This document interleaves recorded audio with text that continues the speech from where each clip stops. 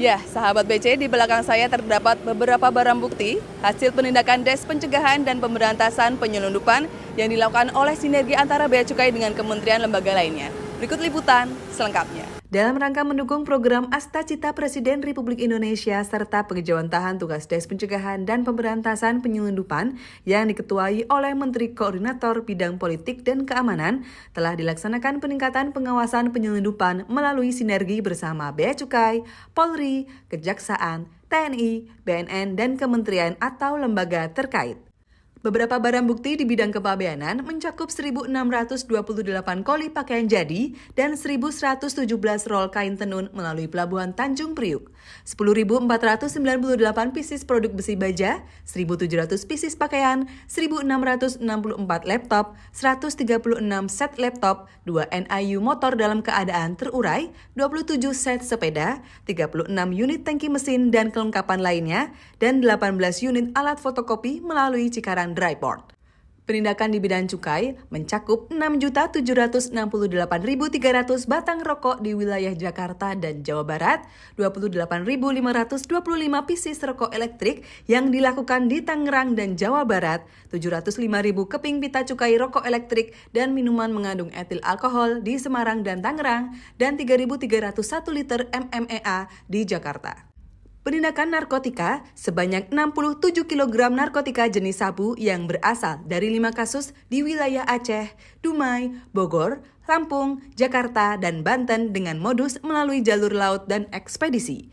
48.000 butir dan 7,6 kg narkotika jenis MDMA di Jakarta dan Banten, 23 kg narkotika jenis ganja, dan 3.000 butir psikotropika jenis Happy Five yang berasal dari satu kasus yang diungkap di wilayah Jakarta.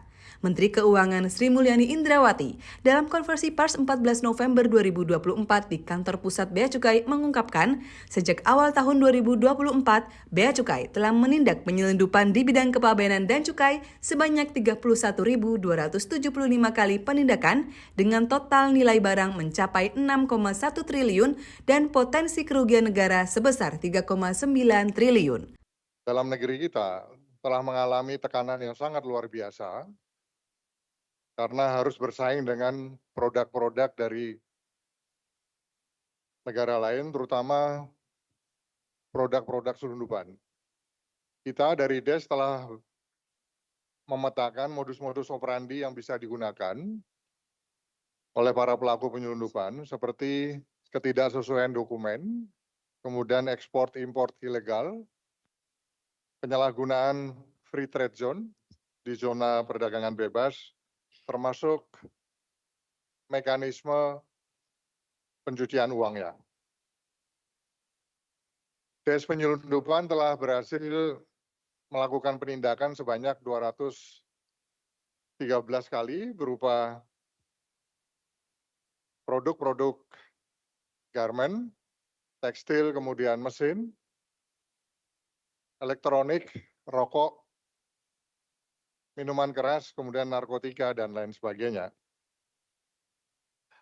Nah, sekali lagi ini merupakan bukti keseriusan daripada pemerintah, tentunya dengan pelaksana seluruh kementerian lembaga yang telah saya sebutkan tadi, yang saat ini telah hadir bersama-sama melakukan sinergi, kemudian kerjasama setelah terpadu di dalam pemberantasan penyelundupan.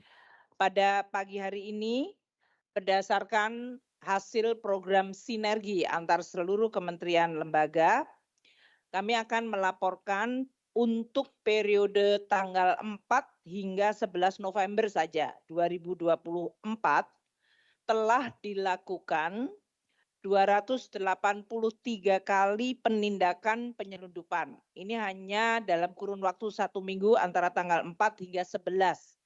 Telah dilakukan 283 kali penindakan penyelundupan, terutama dikaitkan dengan komoditas garment, tekstil, mesin elektronik, rokok, miras, dan narkotika dengan perkiraan nilai mencapai 49 miliar dalam 1 minggu dan potensi kerugian negara 10,3 miliar yang masih di dalam proses penyelidikan. Kerjasama BNN dan Bea Cukai sudah terjalin sangat baik dan hasil yang selama ini BNN capai itu tidak terlepas dari support dari Bea Cukai.